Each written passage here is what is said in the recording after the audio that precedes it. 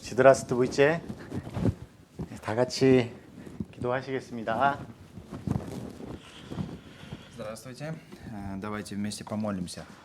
네, 자비롭고 사랑이 충만하신 하나님 아버지 감사합니다. Святой и милостивый любвеобильный Отец Господь наш, мы благодарим Тебя. 아무 소망 없이 살아갈 저희들을 또 그토록 사랑하시고 또 불쌍히 여겨주셔서 또 십자가의 보혈로 또 값없이 구원하여 주시는 애 너무나도 감사를 И, 드립니다. Господь, благодарим Тебя за великую Твою благодать и любовь, проявленную к нам, даром спасения, которое Ты сделал, пролив свою кровь на кресте, Господь.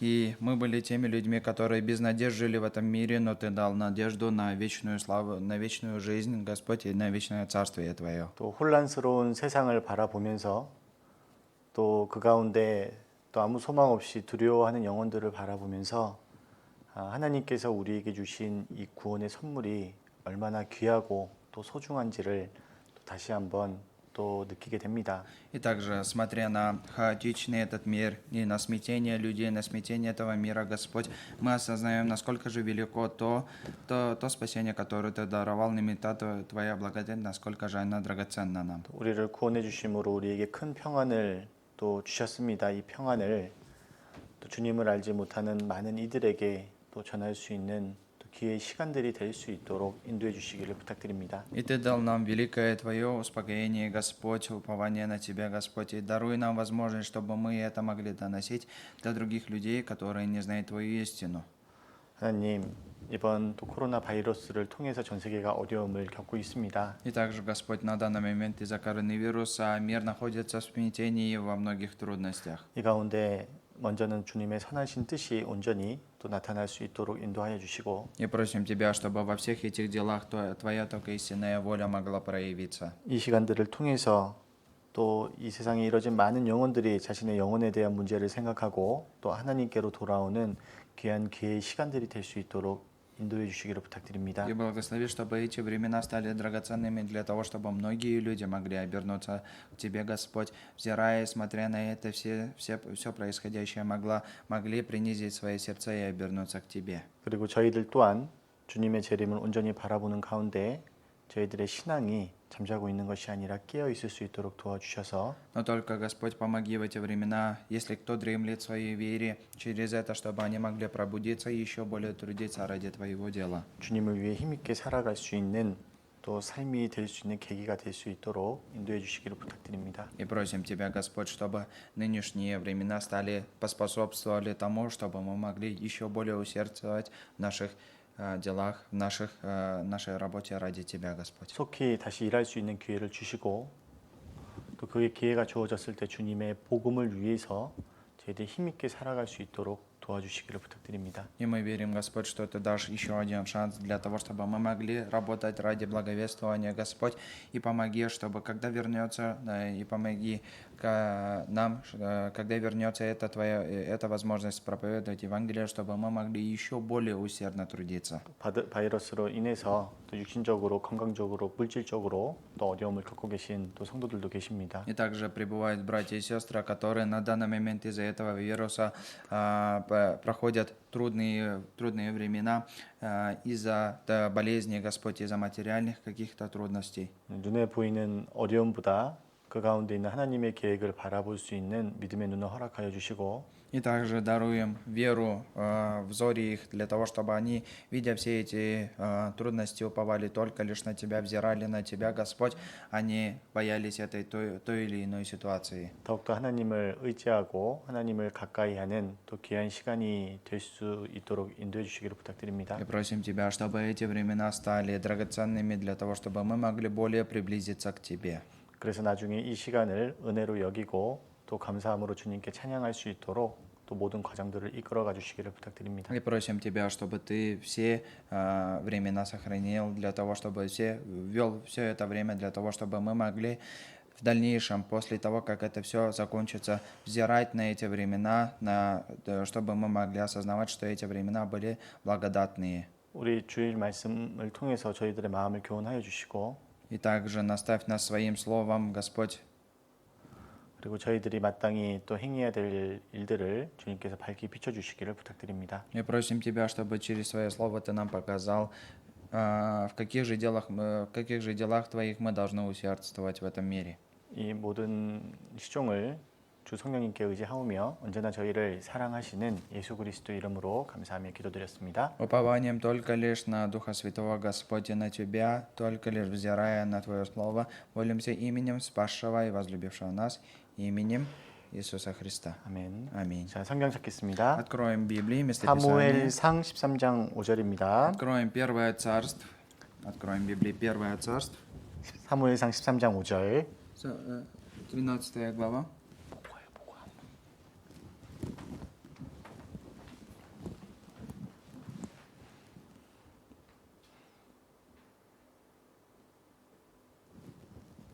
네, 그러면은 첫 말씀이니까는요. 저희 한번 같이 길지만 좀 같이 읽도록 하겠습니다. Первое Царство, 13 глава, с 5 по 14 стихи. Первое Царство, 13 глава, с 5 по 14 стихи, хоть и длинное местописание, но прочитаем его вместе. «И собрались филистимляне на войну против Израиля, 30 тысяч колесниц и 6 тысяч конницы, и народа множество, как песок на берегу моря, и пришли и расположились станом в Михмасе, с восточной стороны Беф-Авана. Израильтяне, видя, что они в опасности, потому что народ был стеснен, укрывались в пещерах и в ущельях, и между скалами, и в башнях, и во рвах. А некоторые из евреев переправились за Иордан, в страну Гадову и Галатскую. Саул уже находился в Галгале, и весь народ, бывший с ним, находился в страхе. И ждал он 7 дней до 40 назначенного Самуилом. А Самуил не приходил в Галгал. И стал народ разбегаться от него, и сказал Саул: «Приведите ко мне, что назначено для жертвы всесожжения, и жертв для мирных». И вознес всесожжение, но едва кончил он возношение всесожжения, вот приходит Самуил. И вышел Саул к нему навстречу, чтобы приветствовать его. Но Самуил сказал: «Что ты сделал?» Саул отвечал: «Я видел, что народ разбегается от меня, а ты не приходил к назначенному времени». Филистимляне же собрались в Михмасе, тогда подумал я: теперь придут на меня филистимляне в Галгал, а я еще не вопросил Господа, и потому решился принести всесожжение. И сказал Самуил Саулу: «Худо поступил ты, не исполнил повеление Господа Бога твоего, которое дано было тебе, ибо ныне упорочил бы Господь царствование твое над Израилем навсегда. Но теперь не устоять царствованию твоему, Господь найдет себе мужа по сердцу своему, и повелит ему Господь быть вождем народа своего, так как ты не исполнил того, что было повелено тебе Господом». 예, 안녕하세요. Здравствуйте. 먼저는 너무너무 보고 싶습니다. В первую очередь хочу сказать вам, что очень хочу вас увидеть, очень соскучился по вам. 지금 강대상에서 말씀을 녹화를 하고 있는데요. На данный момент записываем видео, стоя здесь на сцене, 텅 빈 자리를 바라보면서 하고 있어요. смотря на пустующие места в церкви, 근데 проповедуем 이제 слово. 항상 그 자리에 앉아 계신 이제 형제자매님들의 모습들이 다 떠올라요. И я смотрю сейчас на места, на все места, которые здесь есть в церкви, и каждое место, и каждый ваш взгляд, все ваши лица приходят мне мысли приходят. 이제 너무 보고 싶고 очень хочу вас всех 한 분 한 분 увидеть. 하나님께서 함께 해주시고 지켜주시겠지만 걱정되는 마음이 또 생기는 것은 당연한 것 같습니다. И, конечно же, хоть и есть некоторые беспокойства за вас, но, конечно же, Господь сохранит всех вас. 우리가 이제 교회에서 모이지 못한 게 이제 한 달이 좀 넘어가는 것 같은데요. Уже больше, наверное, месяца с того момента, как мы не собираемся уже в церкви. 다시 꼭 함께 모여서 또 말씀을 듣고 전도할 수 있는 기회를 분명히 주님께서 주실 거라고 생각을 합니다. Я верю, что Господь заново даст нам возможность обратно собираться в церковь, обратно трудиться ради Евангелия. 그리고 이제 비록 전 세계적으로 어려움을 겪고 있는 이제 시기임이 이제 분명하지만 Но хоть и естественное то, что сейчас весь мир находится в смятении, весь мир находится в хаотичном положении. 근데 우리의 그 각개인의 신앙적으로 분명한 필요한 시기임에는 틀림이 없는 것 같아요. Но то, что мы можем сказать с уверенностью, это то, что эти времена станут для нас драгоценными для нашей веры. 그리고 우리의 신앙적으로 분명히 유익이 될 수 있는 시간이다라고 생각을 합니다. И я верю, что эти нынешние времена, они станут драгоценными, полезными для развития нашей веры. 참 세상에 많은 사람들이 이 재앙을 통해서 많이 두려워하고 또 앞으로 어떤 일이 있을지에 대해서 걱정하는 것이 사실이잖아요. И то, что на данный момент у многих людей из-за этого вируса, из-за этого происшествия есть многие страхи. И на данный момент многие люди считают, каким же образом теперь можно жить в этом мире и как же развитие этого мира продолжится. 하지만 우리는 이러한 일들이 지금 또 하나님의 계획하신 가운데 이루어지고 있고 또 성경에 기록된 그대로 이루어져 가고 있고 또 이것의 끝이 무엇인지를 정확히 알고 있습니다. Но мы же с вами знаем, почему же это все происходит. Происходит это по Слову Божьему, как и записано. И куда же катится этот мир, и какой же будет конец всего этого, мы прекрасно с вами вместе осознаем это. 세상 사람들이 가지고 있는 그 두려움을 저희들은 가지고 있지는 않은 것 같아요. Конечно же, у нас нету страхов, которые есть у мирских людей. 근데 이제 그리스도인들이 가져야 될 두려움이 있는 것 같습니다. Но есть страх, который должен быть у христиан. 조만간 하나님 앞에 분명히 선다라는 것. Это страх предстать перед Господом рано или поздно. 그리스도의 심판대가 이제 기다리고 있다라는 것. Потому что христиан тоже ждет суд перед Господом. 그리고 일하고 싶어도 일하지 못할 때가 곧 온다라는 것. И то, что пришло время, когда хотим трудиться ради Господа, но не можем. 그리고 아직 우리 가족들, 사랑하는 이웃들, 친구들 너무 많은 사람들이 구원을 받지 못했다라는 것. И то, что наши родные и близкие, наше окружение, наши друзья, знакомые не получили еще спасения. Тот факт. 그리고 전할 수 있는 기회가 그렇게 많이 남지 않았다라는 것. И тот факт, то, что у нас не осталось не столько уж и много времени для донесения Евангелия многим людям. 이것은 분명히 우리가 좀 두려워해야 될 것 같아요. Этого мы в действительности должны бояться именно этих вещей.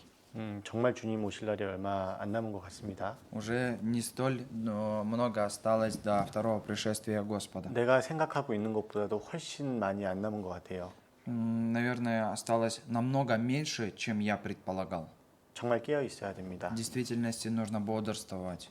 지금도 잠자고 있다라고 한다라면은요. Если вы действительно на данный момент даже дремлете, 이러한 모든 징조를 보는데도 정신 못 차리고 잠자고 있으면 정말 답이 없는 거잖아요. 그렇죠? и если человек на данный момент, видя все это происходящее, находится в сонном состоянии, дремлет, то никакого ответа тогда не будет, не получит он. 정말 정신 차려야 될 때고 В действительности пришло время, когда нужно уже задумываться. 정말 깨어 있어서 주님을 맞이해야 될 때고 Это уже время, когда уже нужно пробуждаться и готовиться к встрече с Господом. 다시 한번 기회가 주어졌을 때 정말 주님을 위해서 복음을 위해서 그것이 중심이 되어서 힘있게 살아가는 삶이 되어야 될 거예요. Через эти времена, после этого времени, когда вам дастся обратно возможность, приходят те времена, когда вы должны будете трудиться только лишь ради Евангелия, трудиться доносить до людей это слово. 다른 것이 먼저가 되면 안 됩니다. 이제는.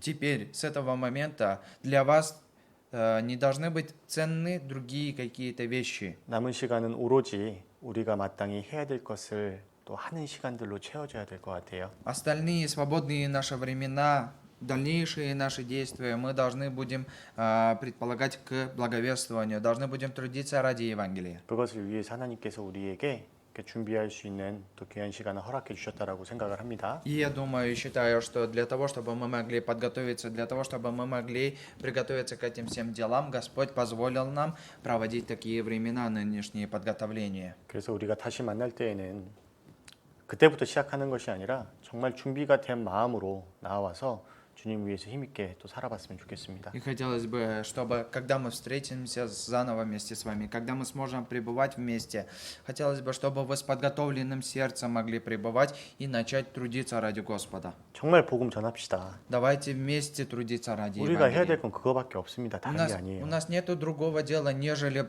проповедовать Евангелие.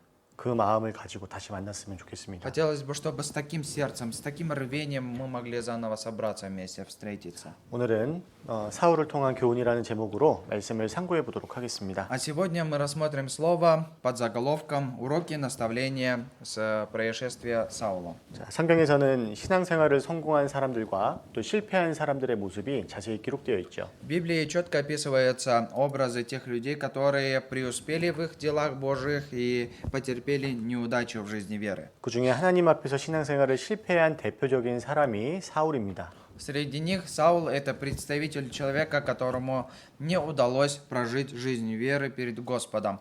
У него произошла неудача. 그래서 사울의 삶을 살펴보면 어떻게 하면 신앙생활에 실패를 하게 되는지를 알 수가 있고 Итак, если вы просмотрите жизнь Саула, вы сможете понять, каким образом он потерпел неудачу в жизни веры. 그것을 교훈으로 어떤 모습이 하나님 앞에 올바른 삶인지를 알 수가 있습니다. Через эти наставления, через ситуацию эту мы можем понять, каким же путем мы должны двигаться для того, чтобы быть праведными перед Господом. 그래서 오늘 사울이 삶 가운데 무엇을 실패했는지를 중심으로 말씀을 상고해 보도록 하겠습니다. Поэтому мы сегодня вместе с вами рассмотрим слово, научимся слову по ситуации Саула, которое с ним произошло в его жизни веры. 방금 읽었던 본문 말씀은요. 사울이 왕이 되고 2년이 지난 후에 블레셋 사람들이 쳐들어오게 되었어요. И то местописание, которое мы с вами вместе только недавно в начале прочитали, это та ситуация, когда Саул стал царем, прошло 2 года, и филистимляне начали наступать войною на город Израиль. 5절 말씀처럼 병거가 3만이고 마병이 6천이고 백성은 해변에 모래처럼 많이 들어온 것입니다. И как в 5 стихе описывается, здесь было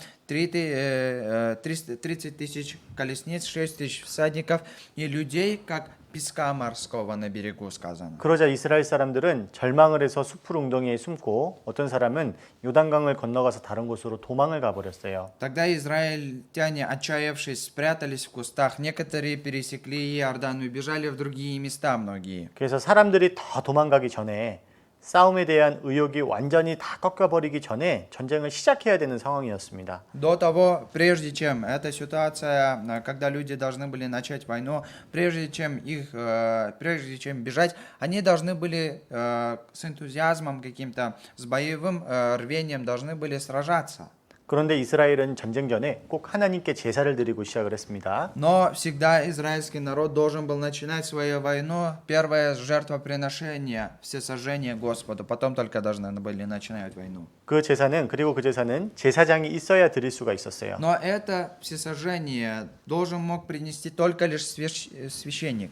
하지만 당시 제사장인 사무엘이 그곳에 있지 않았습니다. Однако в то время священника Самуила, который был на том месте, не было.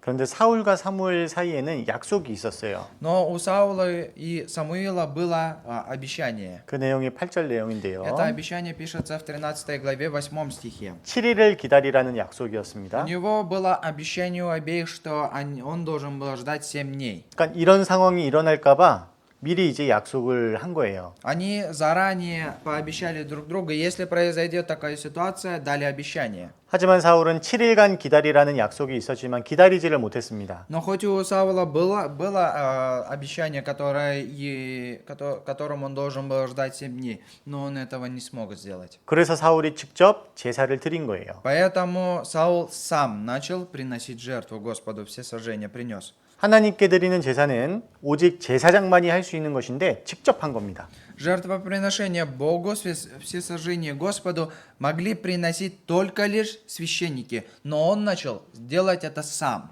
하나님이 정하신 방법을 어기고 자기 생각과 자기 뜻대로 제사를 드렸죠. Что он начал делать? Он нарушил Божий предписанный метод, каким образом должны были священники приносить всесожжение. Он начал жертвовать согласно своим собственным мыслям и воле. 그런데 제사를 드리고 바로 사무엘이 오게 되었습니다. Однако, перед тем, как он закончил приносить жертву, только как он закончил, пришел Самуил, священник. 사울이 제사를 드리는 모습을 사무엘이 보고서 깜짝 놀라는 거예요. Самуил был поражен, удивлен тем, что увидел Саула, приносящим жертву Господу. 그리고 사울에게 이렇게 말했습니다. Затем Саулу такие слова произнес. 13절 13 стихи. 7일간 기다리란 말도 지키지 못하고 왕이 망령되이 행하였습니다. Худо поступил ты, не исполнил повеление Господа Бога твоего, которое дано было тебе. 이때부터 사울은 내리막길을 가게 된 거예요. С этого момента путь Саула, он начал спускаться вниз. 사울이 신앙생활에서 실패한 첫 번째 이유가 기다림에서 실패한 것입니다. Первая причина, по которой Саул потерпел неудачи в своей религиозной жизни, было ожидание. 그리고 기다림에서 실패한 것이 모든 것에 실패를 하게 된 것이죠. А неспособность ждать – это провал во всем. 이스라엘 백성들이요. 이제 출애굽을 하고 시내산에 도착을 하게 되잖아요. Израильский народ, когда они вышли из Египта, когда у них был исход, они прибывают на гору Синай. 그리고 모세가 십계명을 받으러 이제 시내산으로 올라가게 되고 백성들은 산 밑에서 모세를 기다리게 되었습니다. Таким образом, Моисей пошел на гору, вершину горы, для того, чтобы получить 10 заповедей от Господа, а люди ждали Моисея у подножия горы. 근데 40일을 기다리지 못해가지고 금송아지를 만들고 밑에선 난리가 났죠. Но, однако, они даже 40 дней не смогли ожидать. Они сделали себе золотого тельца из тукана и начали идолопоклонничество и пришли к бешенству. 조금만 참으면은 이 모세가 십계명을 가지고 내려올 건데. Если бы они немножко потерпели бы, Моисей спустился бы с 10 заповедями, которые ему дал Господь. 조금만 참고 기다리면 하나님께서 메추라기도 주시고 만나도 주시고 반석에서 생수도 주시는데 그것을 못 참아가지고 불평하고 불만하고 그렇죠? Если они немножко бы потерпели бы, Бог дал бы им переплав, дал бы им манну, дал бы им воду из камней. Но они этого даже не потерпели, они разрушили все. 그런데 그것이 결국에는 기다리지 못해서였습니다. Но в чем же итог? Почему же так произошло? Это все произошло из-за того, что они не подождали до конца. 기다림에서 실패했기 때문에 이 광야에서 엎드러지게 되었죠. Из-за того, что они не смогли подождать, они не смогли ждать до конца, поэтому у них все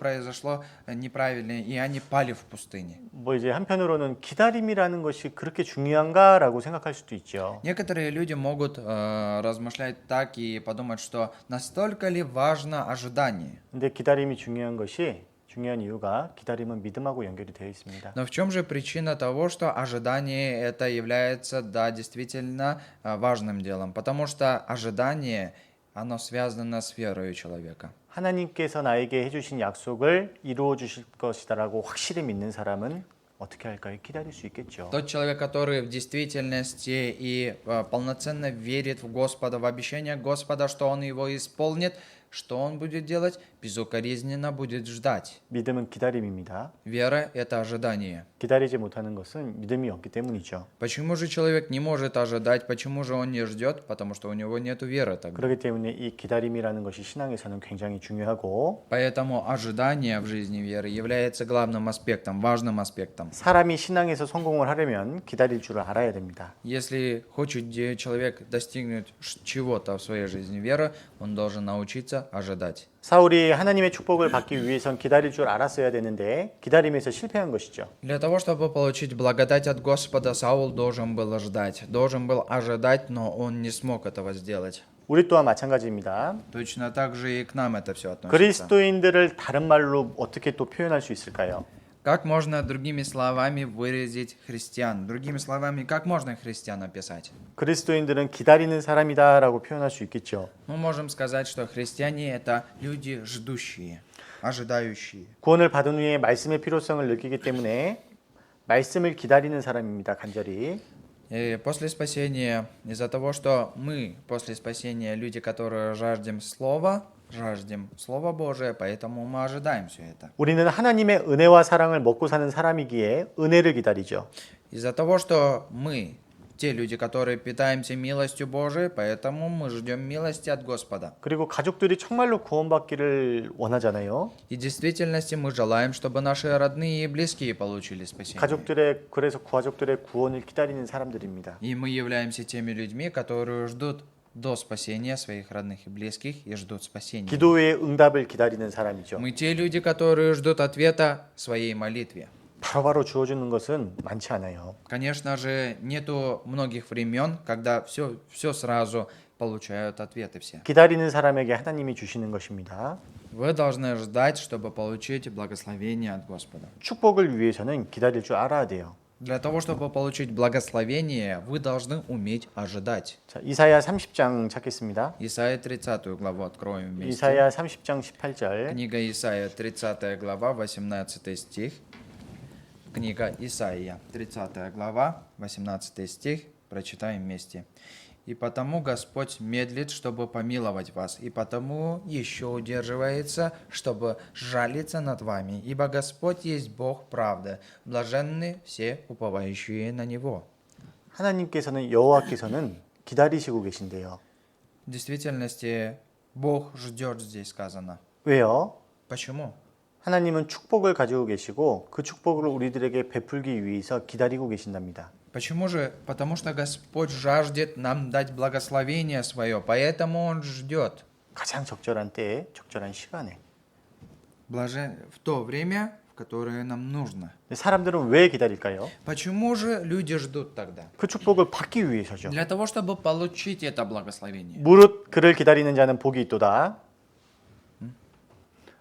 읽어주시면 됩니다.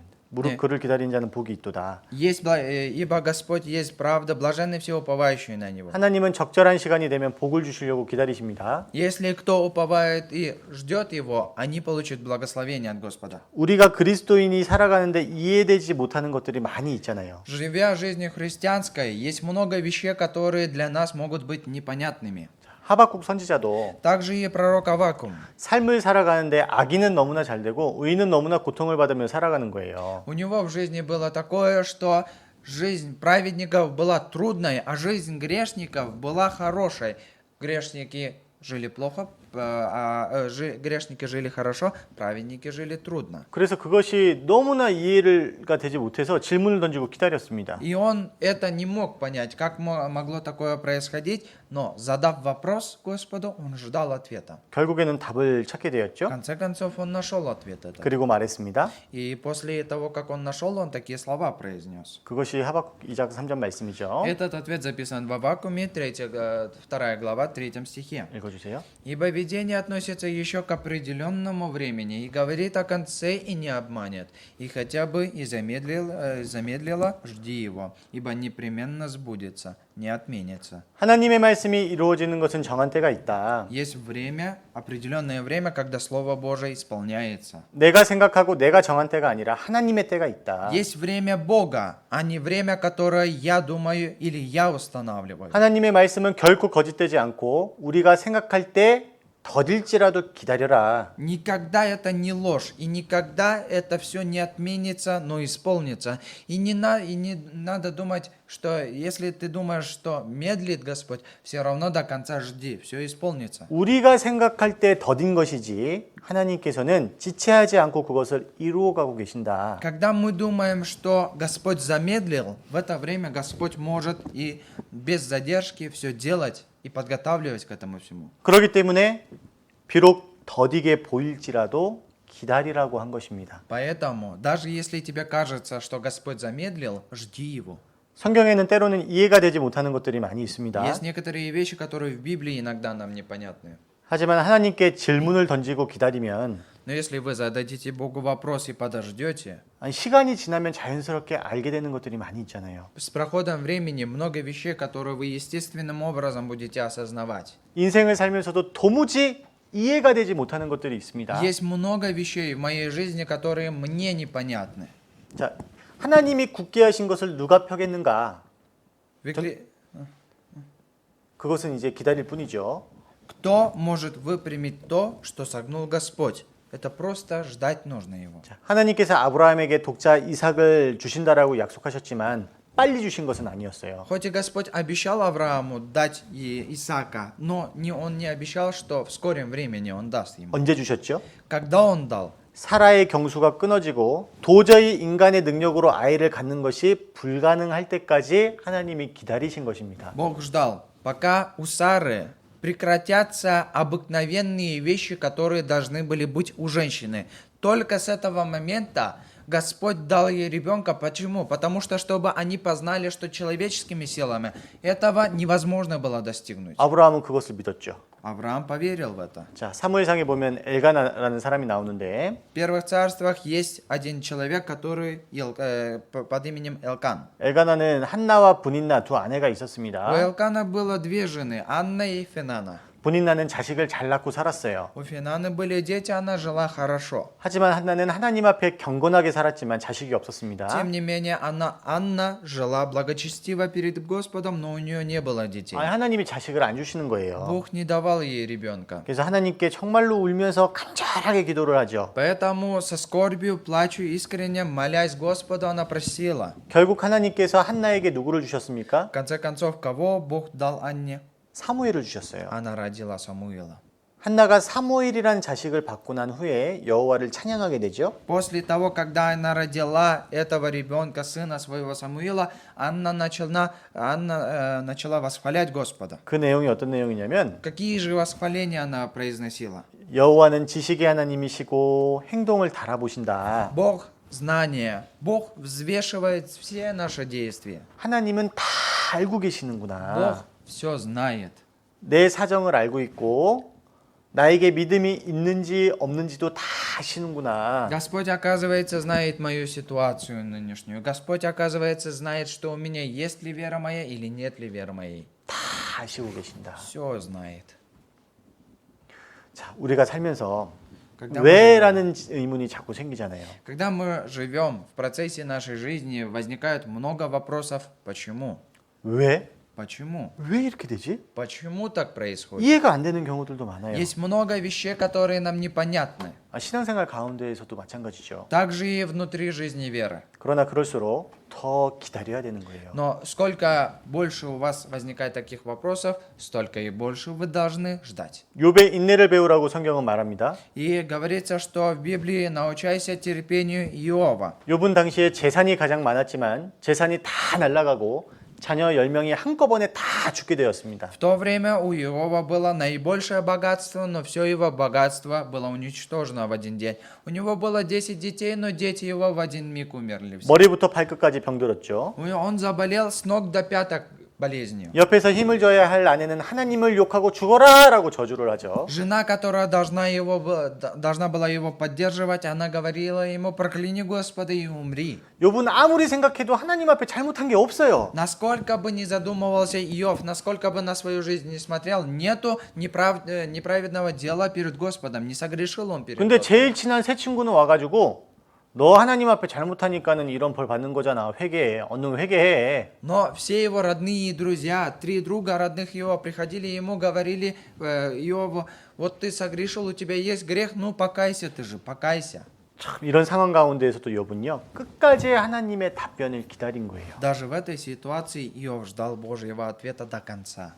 자, 욥은 이처럼 오래 참아서 하나님의 약속을 받았습니다. Как и Иов претерпел все, ждал до конца, но в конце концов в итоге получил ответ от Господа. 배나 축복을 받았죠. Он, конечно же, получил еще более благословение. 그리고 그 안에 욥을 통해서 욥기를 기록한다라는 하나님의 목적이 있었어요. Но, конечно 있었던 же, 것입니다. есть Божья цель в написании книги Иова через всю эту ситуацию, происшедшую с Иовом.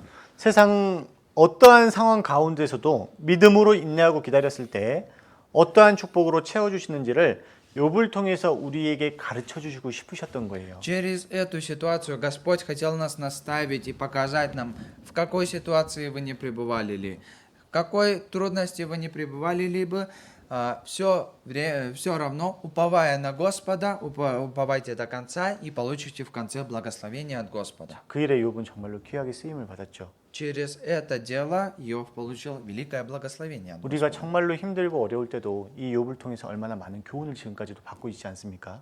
И разве в наших трудностях, в трудные времена, разве не получаем ли наставление, научение и утешение от этой ситуации с Иовом? 하나님은 욥을 통해서 우리에게 그것을 가르쳐 주시고 싶으셨던 거예요. И через это местописание, через эту ситуацию с Иовом Господь хотел и нас наставить. 우리가 세상에서도 의인이 고통을 받고 악한 자가 잘 되는 경우가 많이 있습니다. И есть много вещей, много ситуаций, когда праведники страдают, а грешники живут в спокойствии и мире. 많은 사람들이 하나님을 믿지 못하는 이유이기도 하죠.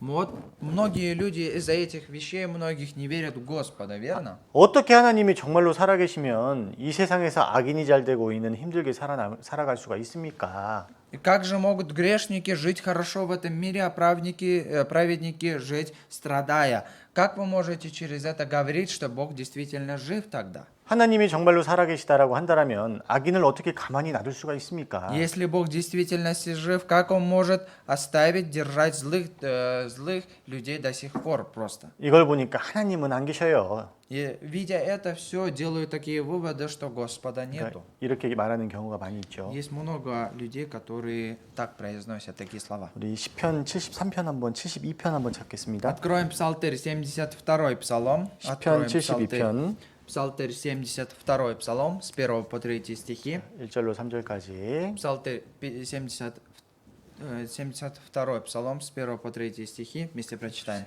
Псалом Асафа. «Как благ Бог к Израилю чистым сердцем, а я едва не пошатнулись ноги мои, едва не подскользнулись стопы мои. Я позавидовал безумным, видя благоденствие нечестивых». 이 시편 기자도 마찬가지였어요. Также псалмист на данный момент пишет. 악인이 너무 형통한 거예요. Видя, что грешники процветают, 이 말씀 쭉 밑으로 읽어보시면은요, 악인이 정말 잘 되는 것에 대해서 쫙 기록되어 있거든요. если вы до конца прочитаете это местописание, вы сможете понять, что в действительности в то время эти грешники процветали в своих делах. 악인이 세상에서 형통한 것을 보면서 도무지 이해가 되질 않았던 거예요. Когда он видит, что грешники процветают, когда злые люди процветают и хорошо живут, он это не мог понять. 그리고 Как это так? 왜 그런지를 몰랐어요. Он не понимал, почему же так происходит. 근데 17절에 Но в 17 стихе 같이 읽겠습니다. вместе прочитаем. «Доколе не вошел я во святилище Божие и не уразумел конца их». 그러나 하나님의 성소에 들어갈 때 시편 기자가 깨달은 거예요. Однако, войдя во святилище Божие, этот псалмопевец, он понял. 이 세상의 끝이 아니라 Этот мир не конец. 죽음 이후에 모든 사람들이 반드시 하나님 앞에 서게 되는데 그때 선악간에 가장 공정한 심판이 있구나. Люди рано или поздно предстанут перед судом Божьим. Люди должны будут предстать перед Богом. Тогда будет самый справедливый суд между добром и злом. 사람이 정한 때가 아니라 하나님이 정하신 때가 분명히 있구나. Есть именно поставленное время Господа, а не человеком. 그때 모든 것을 다 아시고 모든 것을 행한 대로 다 갚으시는구나. Тогда Господь сделает справедливый, самый справедливый суд будет над добром и злом. Тогда Господь осудит зло. 시편 기자는 깨달은 거예요. Этот псалмист понял это. 자, 우리가 가정 안에서나 직장 안에서나 또 나를 괴롭히는 사람이 있고 또 여러 가지 또 나를 어렵게 하는 사람들도 분명히 있죠. Конечно же, в нашей жизни присутствуют те люди, которые мешают нам, которые некоторые препятствия для нас делают дома или на работе, либо в каких-то окружениях.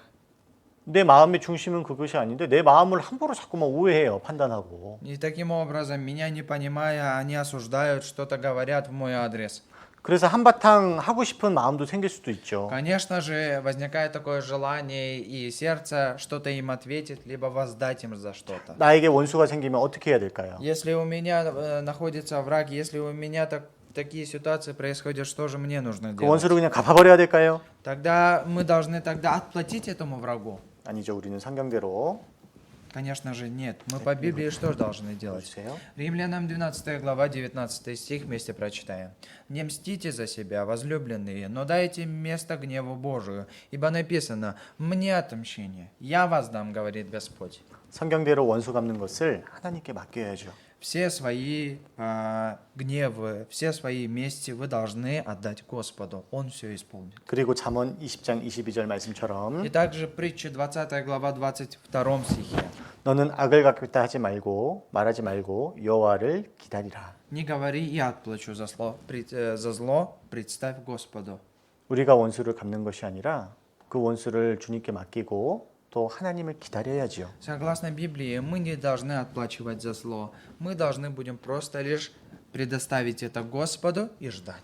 기다려도 응답이 없으면 어떻게 해야 될까요? Если даже мы ждем и не приходит ответа, что же нам тогда нужно делать? 더 기다려야 되는. Еще больше тогда нужно ждать. 신앙은요. 기다리는 것만 잘해도 성공합니다. Вера будет успешной, даже если вы просто ждете. 시편 30편 2절에 보면 다윗의 시죠. Псалтырь 39, Псалом со 2 по 3 стихи, это времена Давида описываются. 다윗은 지금 엄청 기가 막힌 웅덩이에 지금 빠져 있는 것이고 도무지 빠져나올 수가 없었어요. Если мы посмотрим эти местописания, мы можем увидеть, что Давид сейчас впал в тенистую болоту, с которого он не может вылезти. 이 모든 어려움에서 건질 분은 오직 하나님뿐이십니다. Но из всех этих трудностей только один может избавить, только лишь Господь. 그래서 다윗이 어떻게 했습니까? Тогда Давид что сделал? 2절 한번 같이 읽어볼까요? Давайте второй стих вместе прочитаем. «Твердо уповал я на Господа, и Он преклонился ко мне и услышал вопль мой». 그래서 기다리고 기다렸더니 «Твердо уповал я на Господа, 자, 귀를 기울이시고 나의 부르심을 들으셨도다. и Он преклонился ко мне и услышал вопль мою». 기다리고 기다렸더니 Твердо уповал я на Господа. 기다리는 것이 너무나도 중요해요. Твердо уповал, это обозначает твердо ждал, и это является очень важным аспектом. 근데 사울은요 기다릴 줄을 몰랐던 겁니다. А Саул не смог подождать. 자, 신앙에서는 기다리는 것이 너무나도 중요합니다. В жизни веры ожидание является очень важным аспектом в жизни веры. 근데 무조건 기다리기만 할까요? Но основное просто лишь ждать и все?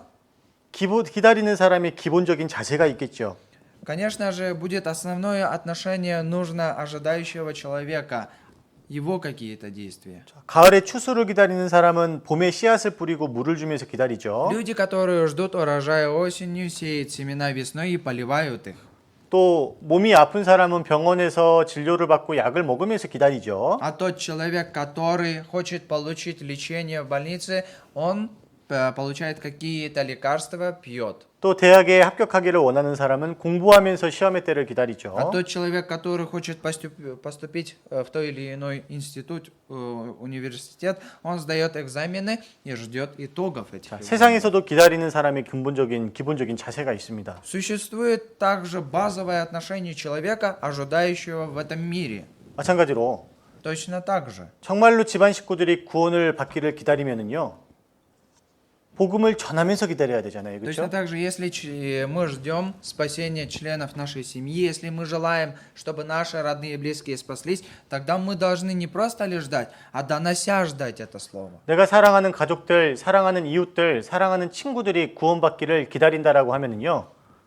복음을 전하면서 기다려야죠. Если я жду спасения моих родных и близких, любимых друзей, моих любимых родных и близких, любимой моей семьи, то я должен проповедовать, доносить им это Евангелие, потом ждать. 복음을 전하지도 않고 그리스도인이라는 것을 밝히지도 않고 또 전도하지 않는데 이 사람이 구원받기만을 또 기다리면은요. 아무 일도 일어나지를 않겠죠. Если он не проповедует благую весть этим людям, если он открыто не может говорить, что он христианин, если он не показывает правильные действия спасенного человека в жизни его, если ничего не делает, не способствует получению спасения этих родных и близких, просто ждет, это не является правильным. 내 신앙을 드러내지를 못하고 내가 가지고 있는 소망을 보여주지를 못하는데 그 사람이 말씀 앞으로 나올 수는 없겠죠. Если он не показывает на примере своей жизни веры какие-то вещи в своей жизни, если он не показывает свои какие-то надежды, каким образом он может привести новые души? 성경에서의 기다림은 아무것도 안 하면서 무조건 기다리라는 것이 아닙니다. То ожидание, которое описывает Библия, это не то ожидание, которое просто мы сели и ждем, ничего не делая, нет. 하나님의 약속이 이루어질 거라는 믿음으로 말씀에 순종하며 행하는 가운데 묵묵히 인내하며 기다리는 것입니다. Мы должны терпеливо ждать в послушании Слову Божьему, исполнении Слова Божьему, так и в этих случаях должны мы будем ожидать. 아무것도 안 하면서 무조건 기다리는 것은 그것은 기다리는 사람의 올바른 자세가 아닙니다. Безусловное ожидание, при этом ничего не делая, не является правильным отношением ожидающего человека. 자, 그 옆에 시편 36편 3절 보겠습니다. Псалтырь 36 Псалом с 3 по 7 стихи вместе прочитаем. 3절로 7절 같이 읽겠습니다. Псалтырь 36 Псалом с 3 по 7 стихи. Вместе прочитаем. «Уповай на Господа и делай добро, живи на земле и храни истину. Утешайся Господом, и Он исполнит желание сердца твоего. Предай Господу путь твой и уповай на Него, и Он совершит. И выведет, как свет, правду твою и справедливость твою, как полдень. Покорись Господу и надейся на Него, не ревнуй успевающему в пути своем человеку лукавствующему». 이 말씀은 매일매일 성실하게 내가 할 일을 하라는 것이에요. Это слово обозначает то, что я со своей стороны то, что обязан делать, должен делать. 그리고 하나님이 내 마음의 소원을 이루시기를 원하는 사람은 성실하게 살아가야 되는 것입니다. И те, кто хотят, чтобы Бог исполнил желание его сердца, должны жить преданно Господу, должны жить усердно в Господе. 나는 가만히 기다리고만 있으면 하나님이 다 해주시겠지? 이것은 아닙니다. Если я просто сяду, подожду, и Бог, наверное, сделает, таким образом ничего не происходит. 각자가 주어진 위치에서 해야 될 일은 반드시 해야 되는 거예요. Где вы находитесь, в каком своем месте находитесь, все должны, что от вас зависящее, сделать, потом ожидать. 성실해야 됩니다. Вы должны быть усердными, праведными. 교회에서나 가정에서나 직장에서나 하나님께서 나에게 허락해 주시는 위치에서 최선을 다하고 성실해야 돼요. На работе ли, на работе ли, в церкви или дома ли, где вас Господь на какое место поставил, во всех своих делах вы должны быть трудолюбивы, вы должны быть ответственны, должны быть усердны. 움직이는 가운데 하나님께서 그 가운데 개입해 주셔서 나의 소원을 이루어 주시는 것이지. Если я так поступаю в свою очередь, тогда и Господь будет исполнять желание моего сердца. 만약에 생각을 해보세요. 집에만 가만히 있어요. 아무것도 안 하고. Даже сами подумайте, дома сидите, ничего не делая. 뭐 하나님이 이루어 주시겠지. 기다리고 있어요. Господь все, наверное, сделает, совершит, я буду ждать просто. 뭘 이루어 주시겠어요? Что Он исполнит тогда Господь? 그거는 기다리는 것이 아니에요. Это не ожидание правильное. 그리스도인들은 자기가 해야 될 일을 성실하게 해나가는 가운데에서 기다리는 것입니다. Христиане должны ожидать, делая все возможное и все зависящее от них в этом мире. Только потом должны ожидать. 자기 인생을 하나님께 맡기고 마음의 소원을 이루어 주시기를 원하는 사람은 성실해야 됩니다. Тот человек, который дарует свою жизнь Господу, тот человек, который в действительности ждет, этот человек должен быть усердным в своих делах. 그리고 어떤 사람은 기다리기는 기다리는데 투덜거리면서 기다려요. А тот человек, кто ждет, допустим, один человек ждет, но он роптает. 기다리는 것은 잠잠하면서 입을 닫고 기다려야 되는 것입니다. Ожидание – это молча, закрыв свой рот, закрыв свои уста, без ропота ожидать. 결코 불평하지 말아야 되고 Не должны ни в коем случае роптать в этих ситуациях. 하루하루 주어진 대로 성실하게 살아가면서 기다려야 되는 것이죠. Каждый день, который вам даруется от Господа, вы должны с усердием проживать и ждать. 하나님은 기다리는 사람에게 좋은 것을 주십니다. Господь дает лучшее тому человеку, который в праведности ждет своей. 그런데 사울은요 7일을 못 기다린 거예요. Но Саул не смог прождать 7 дней. 얼마나 마음이 급했겠어요? Насколько же у него сердце было такое устремленное вперед? 근데 7일은 기다렸죠. 7일째 날까지는 기다렸어요. Да, до 7-го дня он прождал. До 7-го дня он прождал. 그럼 7일째 되는 전체를 기다려야 되는데 7일째 되는 날까지 딱 오니까 사울의 마음이 어땠을까요? Но до конца 7-го дня, это обозначает то, что от начала до конца 7-го дня он должен был ждать, но Саул поступил так, что только начался этот 7-й день, и он уже исполнил. Какое же сердце на тот момент было у Саула? 7일날 사무엘이 오기까지 기다려야 되는데 Он должен был ждать 7 дней до пришествия Самуила. 6일 때까지 지나갔을 때 이 사울의 마음이요. 이야, 좀만 더 기다리면 된다. 좀만 더 기다리면 된다. Уже 6-й день заканчивается, и он начал, наверное, в своем сердце ждать. Вот уже чуть-чуть осталось, чуть-чуть осталось. 그리고 7일째가 딱 됐습니다. Вот уже 7-й день пришел. 근데 바로 사무엘이 와야 되는데 바로 안 오는 거예요. Самуил вот должен приходить, а Самуила нету все. 끝까지 기다려야 되는데. тогда он должен будет ждать до конца пришествия Самуила. 그러니까 나는 이제 더 이상 못 기다린다. А он поступил так, что все, я уже не могу. 아, 기다릴 만큼 기다렸다. Все, я сколько мог ждал, 그럼 자기가 제사를 드렸잖아요. и он начал приносить все сожжения сам. 하지만 Но 나는 이제 더 이상 못 기다린다. я теперь больше не жду. 그때부터 기다리는 것이 신앙이에요. С того момента, когда вы уже не терпите и вам уже не хочется ждать, вам нужно продолжать ждать. С этого момента начинается ваша жизнь веры. 다른 사람들이 다 기다릴 때 기다리는 것은 신앙이 아니죠. Жизнь вера не состоит в том, чтобы все люди ждут, и я жду вместе с ними. 도저히 못 기다린다. 이때부터 기다리는 것이 신앙이고 이때부터 기다려야지 주님의 역사를 하시는 것이죠. Когда вам уже не хочется ожидать, но вы продолжаете это ожидание, с этого момента начинается ваша жизнь вера. С этого момента начинается ваше истинное ожидание. 사울은 첫 번째 이 기다림에서 실패를 했습니다. В первую очередь, первая неудача, первый плохой, неправильный поступок Саула был в неожидании. 자, 사무엘상 9장 보겠습니다. Откроем 1 Царств, 9 глава. 사무엘상 9장 1 Царств, 9 глава, 21 стих. 21절 1 Царств, 9 глава, 21 стих. 읽어주세요. Я прочитаю. «И отвечал Саул и сказал, не сын ли я Вениамина, одного из меньших колен Израилевых, и племя мое не малейшее ли между всеми племенами колена Вениаминова? К чему же ты говоришь мне это?» 사울은요.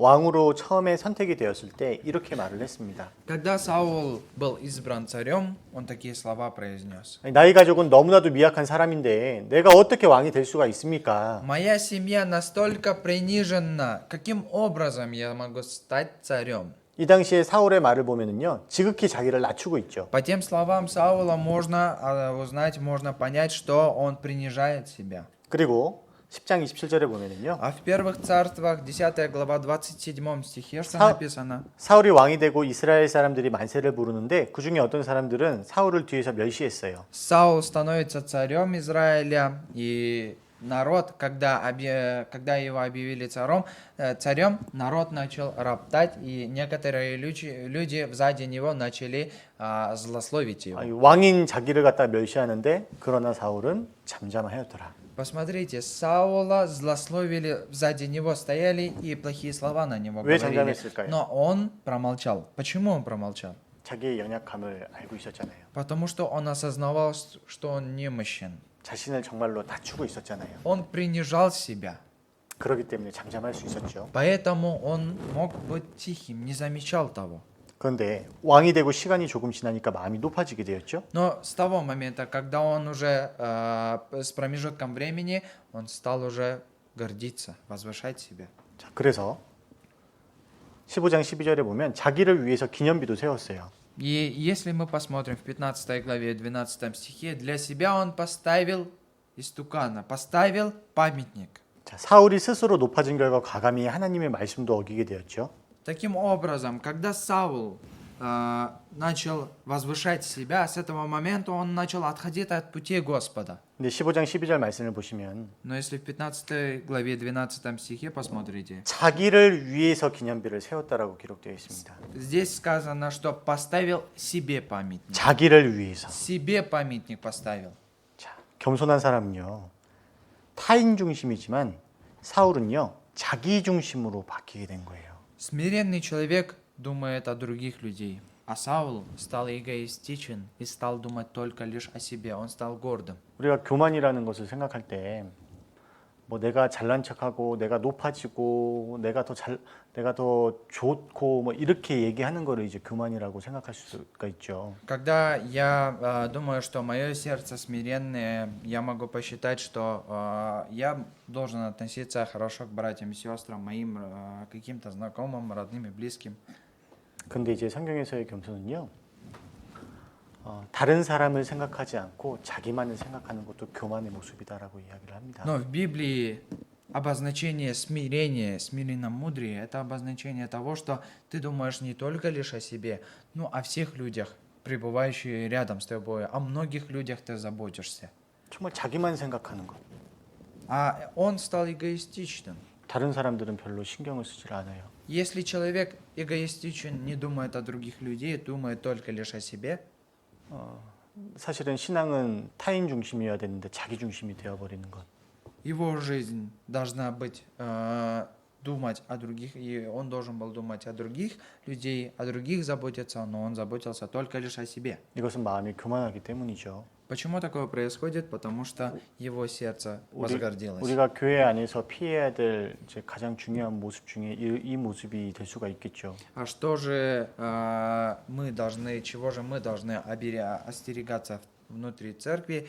Это такого образа, гордость. 모두가 겸손하면 어떻게 될까요? Если все будете смиренными, что произойдет? 정말 서로가 서로를 위해주고 Будете друг для друга служить, 나보다 남을 더 낮게 여기고 каждого другого человека будете превозносить и будете считать высшим, чем себя. 낮은 위치에서 서로가 서로를 섬겨주고 Для каждого из нас, каждому будете служить и помогать, 그리고 서로가 서로를 도와주고 каждому будете в чем-то способствовать. 그래서 서로가 더욱더 감사해하고 더 이제 사랑하고 Вы будете больше любить друг друга, вы будете больше благодарны друг другу. 근데 교만하면 어떨까요? А если вас гордитесь, что произойдет? 교회 안에서도 자기만 생각할 수 있어요. В церкви вы сможете думать только лишь о себе, будете эгоистичными. 우리가 입으로는 얼마든지 서로 사랑한다라고 얘기할 수 있습니다. Мы своими устами можем сказать, можем сказать, что любим друг 아이 друга. 사랑합니다. 정말 사랑하죠. 우린 가족인데요. Мы, конечно же, семья, мы любим вас, люблю тебя. 근데 삶을 살아갈 때는 서로가 전혀 상관들이 없어요. А если в процессе жизни вы не обращаете внимания на друг друга, 입으로는 서로 사랑한다라고 하는데 устами вы говорите, что любите друг друга. 삶에서는 사랑을 실천하는 모습이 없어요. А если в жизни, в процессе вашей жизни нету проявления этой любви в действиях ваших, 자기만 생각하는 거죠. вы будете эгоистичны и думать только о себе. 사랑은 움직이는 것인데 Любовь – это движение. 움직임이 없이 입으로만 사랑한다라는 것은 사랑을 실천하는 것이 아니죠. Движение, какие-то дела. А если только вы устами своими говорите, что любите, а действиями это не подтверждаете, то это не истинная любовь. 자, 마음을 낮추면 교회나 형제자매님들이 나를 위해서 무엇인가를 도와줄 때 정말 작은 것이라도 너무 고맙게 생각을 합니다. Если у вас сердце смиренное, когда вам помогают братья и сестры в малом чем-то, чем-то, вы будете очень рады за это и будете очень благодарны за это. 그리고 내가 너무 큰 사랑을 받았기 때문에 그 사랑을 나누어 주려고 하죠. И если вы получаете эту любовь от других братьев и сестер, когда вы переполняетесь этой любовью, вы захотите делиться своей любовью другими. 그게 진짜 겸손한 마음이죠. Это образ смирения, смиренного человека. 근데 교만하면 도움받는 것을 너무나도 당연하게 생각을 합니다. Но если человек горд, если у него есть гордость, какую бы помощь не получал бы он будет считать это естественным. 그리고 내 중심만 되다 보니까는 도움받는 것에만 너무 익숙해져 버려요. И если он становится гордым, помощь для этого человека будет естественным. 나만 어렵지 않으면 돼. Он будет эгоистичным, и он будет считать, что только лишь ему не было бы трудно. 여러분, 물이 들어오기만 하고 나가는 곳이 없으면 어떻게 되죠? Уважаемые, если в каких-то реках, либо в каких-то сосудах есть вода и нету выхода и входа для воды, что будет? 썩게 되죠. Он будет гнить просто. 마치 이스라엘의 사해바다와 같이 되잖아요. Это обозначение и похоже на израильское мертвое море. 마찬가지로 받기만 하고 나누는 게 없으면 아무것도 남을 수가 없습니다. И если у человека гордость есть, он только лишь будет принимать, он не сможет давать. 교만은 자기만을 생각하고 남을 생각하지 못하게 합니다. Гордость делает человека эгоистичным. Он заставляет думать только лишь о себе, а не о других. 오직 자기중심적이게만 되게 돼요. Только лишь на себя взор будет направлен. 교만은 신앙을 썩게 만드는 겁니다. Гордость – это та вещь, которая уничтожает веру человеческую. 자, 17절에 보면 В 17 стихе, 그런 사울의 모습을 보면서 사무엘이 책망을 했죠. когда Самуил увидел Саула, он обличал его. 자, 왕이 스스로 낮추었을 때 이스라엘의 왕이 되었는데 어찌 이렇게 되었습니까? До того, как ты стал царем, у тебя было смиренное сердце, приниженное сердце. 사울은 처음에는 스스로를 작게 여기고 왕이 된 후에는 스스로 높아진 거예요. Саул сначала своего царства считал себя малым, но после того, как он стал царем, после того, как он начал уже стал царем и прошел промежуток времени, он стал возвышать себя. 사울은 왜 교만하게 되었을까요? Почему Саул стал гордым?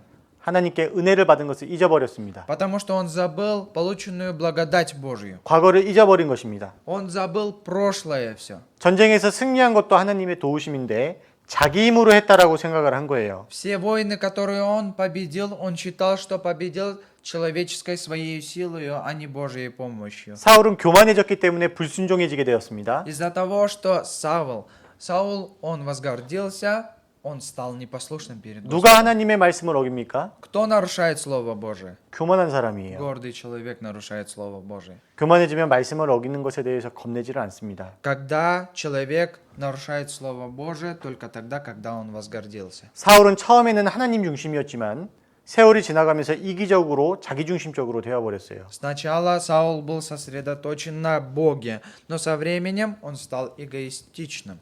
교만해지다 보니까 다윗을 죽이려고 하고 그리고 제사장들을 전부 죽여버리게 되었죠. Когда он возгордился, он попытался убить Давида и убивал священников. 이것은 교만의 결과입니다. Это результат гордости всей. 우리가 신앙생활을 바르게 하기 위해서는 Для того, чтобы мы жили правильной жизнью веры, 첫째도 겸손이고 둘째도 겸손이고 셋째도 겸손인데 первое это смирение, второе смирение и третье это тоже смирение. 겸손해서 실패하면 다 실패하게 되는 거예요. Если вы терпите неудачу в смирении, вы во всем будете терпеть неудачу. 마태복음 18장 1절로 4절에 보면 예수님께서 말씀하셨습니다. Матфея 18 глава с 1 по 4 стихи Иисус такие слова произнес. 이 말씀은 너무나도 간단합니다. Это слово очень краткое. 천국에 누가 들어가는지를 생각해 보라라는 것이죠. Подумайте, кто попадет в рай. 천국에는 교만한 자가 못 들어간다. Нет места гордым людям на небесах. 정말 내가 구원 받았을 때도 한번 스스로들이 생각을 한번 해보세요. Даже посмотрите на себя, вспомните самих себя до того, как вы получили спасение. 하나님 앞에 얼마나 비참하고 벌레만도 못한 아무것도 아닌 존재라는 것을 깨닫게 됐지 않습니까? До спасения, во время спасения вы же познали, насколько вы немощны перед Господом, насколько вы ничтожны перед Господом. 정말 지옥불에 떨어질 죄인이다라는 것을 깨닫게 되었어요. Вы же действительно познали, что вы те люди, которые немощны, будете брошены в огонь вечный. 죄인으로 태어나서 죄를 짓고 살아가면서 벌레만도 못하게 살아가는 삶을 살아가고 있다라는 것을 알게 되었어요. Вы же познали, что вы те люди, которые родились грехом, жили с грехом, совершая грехи, и нет вам добра, у вас не было добра никакого. 그 사실 앞에 우리가 지극히 낮아지지 않았습니까? Разве перед этой истиной мы свое сердце не принизили? 지극히 자신을 낮추니까 천국의 문이 열린 것이 아닙니까? Разве из-за того, что мы принизили себя, нам двери рая не раскрылись ли? 이 마음 그대로 신앙생활의 출발점이고 이 마음 그대로 신앙생활의 끝이어야 되는 거예요. Вот такое именно сердце приниженное – это начало жизни веры и конец вашей жизни веры тоже. 구원받을 때 마음을 낮추어서 구원을 받은 것처럼 신앙생활도 마찬가지입니다. Когда вы принижаете свое сердце, когда вы смиряете свое сердце, получаете спасение, точно с таким же сердцем вы должны проживать жизнь веру свою. 마음을 낮추면 모든 문제가 해결이 됩니다. Если вы принизите свое сердце, если вы будете смиренно-мудрены, все ваши проблемы решатся. 마태복음 18장 5절에 보면 Матфея 18 глава 5 стих. 누구든지 내 이름으로 이런 어린아이 하나를 영접하면 곧 나를 И 영접함이니 кто примет одно такое дитя во имя мое, тот меня принимает. 어린아이 하나를 영접하는 것이 곧 예수님을 영접하는 것과 곧 동일하게 보신다라는 거죠. Здесь говорится Господь, что говорит, если кто примет это малое дитя к себе, то примет, как и меня. 이 작은 아이의 영혼도 예수님께서는 정말로 소중히 여기신다라는 것이죠. Это что же объясняет? Это объясняет то, что Господь ценит даже малое это дитя. 내가 소중하게 여기기 때문에 너희들도 당연히 소중하게 여겨야 된다. Из-за того, что я ценю эту душу, я ценю это малое дитя, поэтому и вы должны ценить. 마음을 낮춰보세요. Давайте смиримся сердцем. 교회 학교 아이들 하나도 얼마나 귀합니까? Насколько же драгоценны малые дети, которые сейчас изучаются у нас в воскресной школе нашей. 아이들 한 명이라도 실족시키지 않고 인도하려고 합니다. Здесь говорится, что даже чтобы ни одно дитя не пропало, одно дитя ценится перед Господом. 마태복음 18장 10절에 보면 Матфея 18 глава 10 стих. 삼가 이 소사 중에 하나도 업신여기지 말라. 너희에게 말하노니 너희 천사들이 하늘에서 하늘에 계신 내 아버지의 얼굴을 항상 배움느니라. Смотрите, не презирайте ни одного из малых сих, ибо говорю вам, что ангелы их на небесах всегда видят лицо Отца моего Небесного. 마음을 낮춘 사람은 없는 사람, 천한 사람을 업신여기는가? 절대로 그럴 수가 없죠. Смиренный человек может ли презирать других? Может ли делать плохое дело к другим людям? Никаким образом не может так сделать. 구원받은 사실 하나 때문에 오히려 귀하게 여깁니다. Из-за того, что у него есть истина спасения, он познал эту истину спасения, он должен будет ценить этого человека. 마음이 겸손해지면 구원받은 사람을 너무나 귀하게 생각하지만 교만해지면 어떻게 될까요? Если человек, приниженный своим сердцем, смиренный, будет ценить братьев и сестер, а если человек горд, что тогда произойдет? 그까짓 거면 한 사람 정도 없으면 어때? Да, из всего этого числа, даже если один пропадет, ну нету цены ему. 하나 정도는 Что там? 없어도 돼. Что там, один пропадет, ну и Бог с ним. 이렇게 생각할 수 있겠죠. Может такие даже мысли проникать. 근데 예수님께서는 마태복음 18장 12절로 14절의 말씀을 보면 Но если мы посмотрим слова Иисуса в 18 главе Матфея 12, Слушаю. с 12 по 14 стихи, вместе прочитаем. «Как вам кажется, если бы у кого было 100 овец, и одно из них заблудилось, то не оставит ли он 99 в горах и не пойдет ли искать заблудшую? И если случится найти ее, то истинно говорю вам, он радуется о ней более, нежели о 99 за незаблудшихся. Так нет воли Отца вашего Небесного, чтобы погиб один из малых сих». 99마리 양보다 이뤄진 한 마리의 양을 찾을 때 그 기쁨이 더 크다.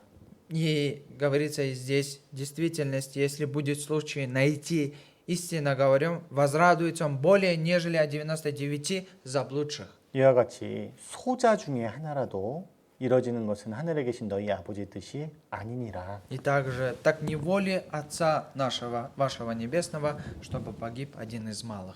하나님께서는 한 영혼을 천하보다 귀하게 여기십니다. Господь даже одну душу ценит. 한 영혼이라도 아무리 작은 영혼이라도 Даже малую душу, даже малого человека. 그 영혼을 얼마나 소중하게 여겨 주시는지를 말씀해 주시는 거잖아요. В этих словах Господь объясняет, насколько же драгоценны эти люди для Господа. 교만해지면 100마리 중에 하나 없어도 뭐 99마리 있으니까는 괜찮지라고 생각을 하겠죠. Если вы горды, то из 99, из 100 человек, если один пропадет, ничего страшного, вы можете так подумать. 근데 겸손하면 Но если вы будете 한 смиренны, 마리일지라도 너무나 귀하게 생각을 합니다. если вы смиренны сердцем своим, вы будете ценить каждую душу. 마음을 낮추면 구원받은 사람을 작게 생각하지 않아요. Если вы будете смиренны сердцем своим, вы будете ценить каждую душу. 한 사람이라도 이뤄지지 않도록 합니다. Для того, чтобы ни одна душа не пропала, вы будете трудиться.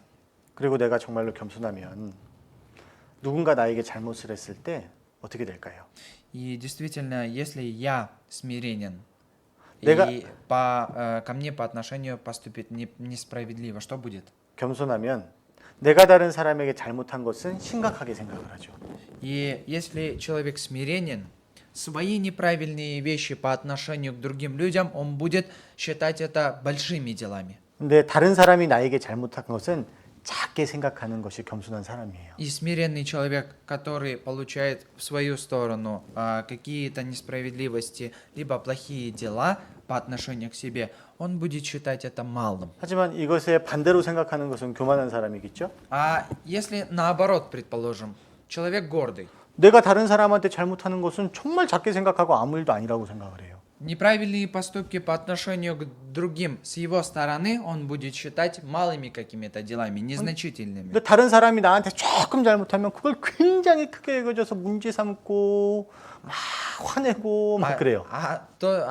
Тот человек, который к нему, к отношению к нему, к этому гордому человеку поступит несправедливо и сделает что-то малое и неправильное, он раздувает из этого малого настолько великую проблему, начинает ругаться, либо ему становится не столь приятно. 그리고 마음이 높아지게 되면 누군가가 넘어지는 모습을 볼 때 아유 저 신앙이 연약해서 그런다. Если действительно человек горд, если у него есть гордыня в его сердце, если кто-то упадет в своей вере, он начнет обличать его. 그리고 무조건 징계받고 있는 거다. И он будет говорить, вот он неправильно у Господа что-то сделал, и вот он получает наказание свое. 이거 징계인지 아닌지 어떻게 알아요? Каким образом вы предполагаете и знаете, что это наказание от Господа даровано? 절대로 그것을 쉽게 판단할 수 있는 것이 아니잖아요. 그렇죠? Это не тот легкий вопрос, где вы можете сделать выводы простые. 그리고 권면을 받아도 크게 생각하지를 않고 담대합니다.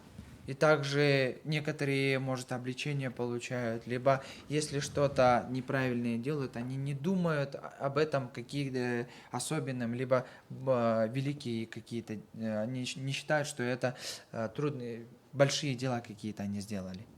겸손한 사람은 형제자매님들이 힘들어하고 또 어려운 모습을 볼 때 판단하는 것이 아니라 그 형제자매님들을 위해서 기도해 주세요. Действительно, смиренный человек, видя трудности братьев и сестер, видя все беды, которые происходят в их жизни, они за них молятся. 그렇기 때문에 우리가 마음을 낮추되 정말 철저히 낮추려고 해야 됩니다. И поэтому для нас необходимо принижать свое сердце, смирять свое сердце. 겸손해서 실패하면 다 실패하게 되는 거예요. Если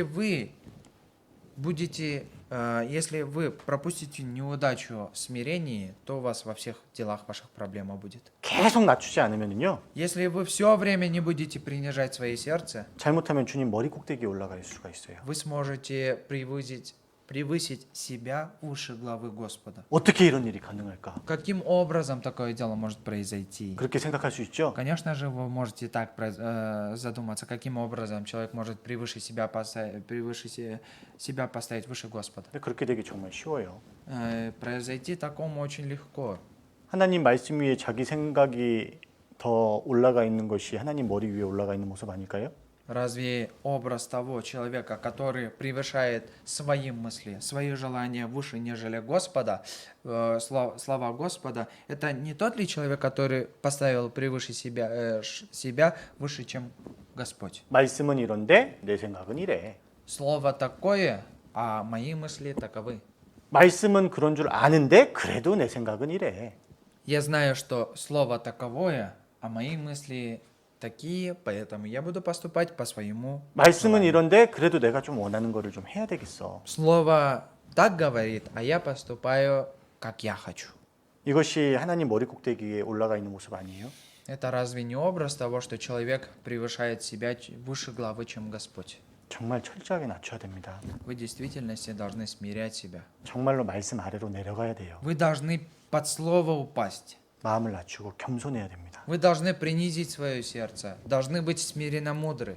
그리고 물이 낮은 대로 흐르듯이 교만과 불순종은 연결이 되어 있습니다. Точно так же, как и здесь сказано, гордость, смирение и вера, они полностью едины. 자, 사무엘상 15장 22절로 23절에 보면 Первое царство, 15 глава, с 22 по 23 стихи. 읽어주세요. Я прочитаю.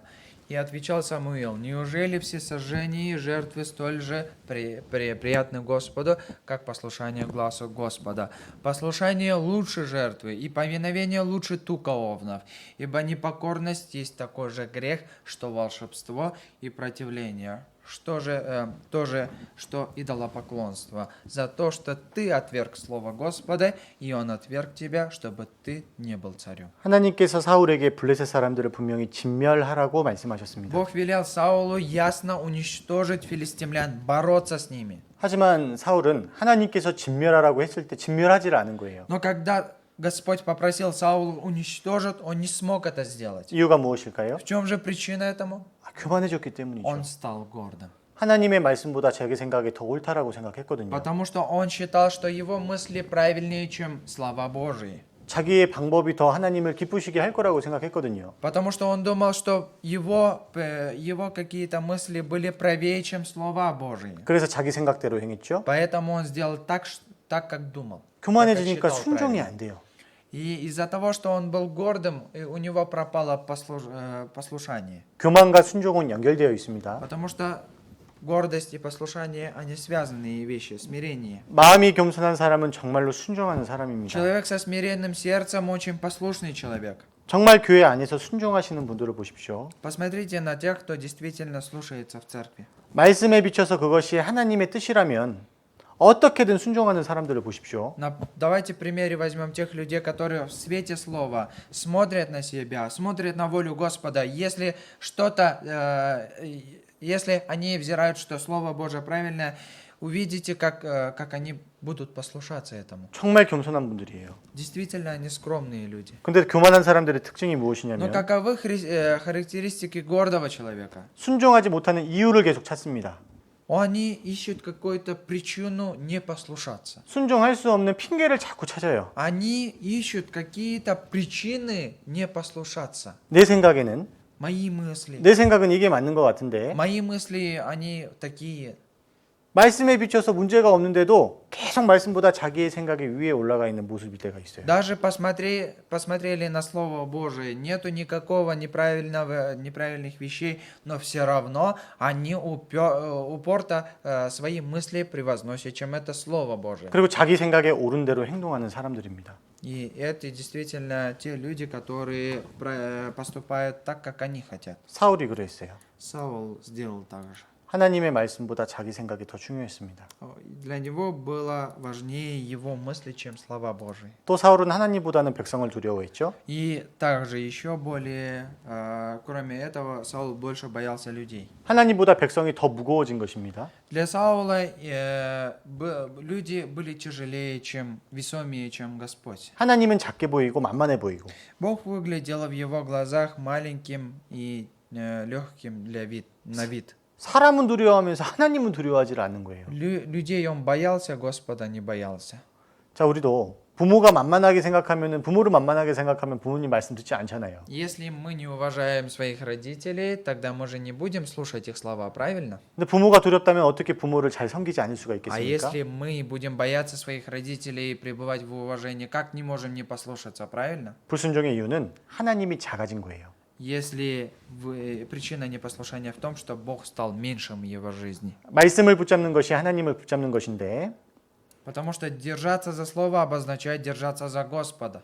하나님이 작아졌기 때문에 하나님의 말씀을 붙잡지 않게 되고 그 말씀을 듣지 않게 되고 결국은 말씀을 버리게 되는 거였어요. Поскольку Бог стал маленьким в его жизни, стал незначительным, он не будет придерживаться слов Божьих, он не будет слушать его и выбрасывать Слово Божие будет. Он будет отходить от него. 하나님의 말씀을 버린 것이 하나님을 버린 것입니다.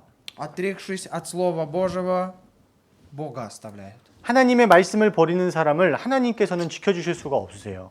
Тот человек, который отвергает Слово Божие, оставляет самого Господа, Господь не может сохранить этого человека. 요한계시록 3장 10절에 보면 Если посмотрим Откровение 3 глава, 내가 나의 인내의 말씀을 지켰은즉 내가 또한 너를 지키어 시험의 때를 면하게 하리니 и как ты сохранил Слово терпения моего, так и я сохраню тебя от гадины искушения. 하나님의 말씀을 지켰을 때 하나님께서도 우리를 지켜주시는 것이죠. Когда мы сохраняем Слово Божие, когда мы совершаем Слово Божие, тогда Господь будет нас сохранять. 근데 마음대로 죄짓고 살아가면서도 А если мы живем так, как мы хотим и согрешаем, 말씀과 상관없이 마음대로 살아가면서도 если мы живем той жизнью, которой мы хотим, 주님이 아니라 오직 자기만을 위해서 살아가면서도 если мы живем в этой жизни не для Господа, а только лишь ради себя, 주님의 일을 힘쓰는 것이 아니라 자기가 하고 싶은 일만 하면서 살아가면서도 если мы живем в этом мире, трудясь не ради Господа, а ради только себя, 하나님이 항상 지켜주십니다. 항상 함께 하십니다. Господь нас сохранит, Господь будет с нами вместе. 이렇게 말하시는 분들도 있어요. Есть те люди, которые так говорят. 어떻게 그럴 수가 있을까요? Как же так может происходить?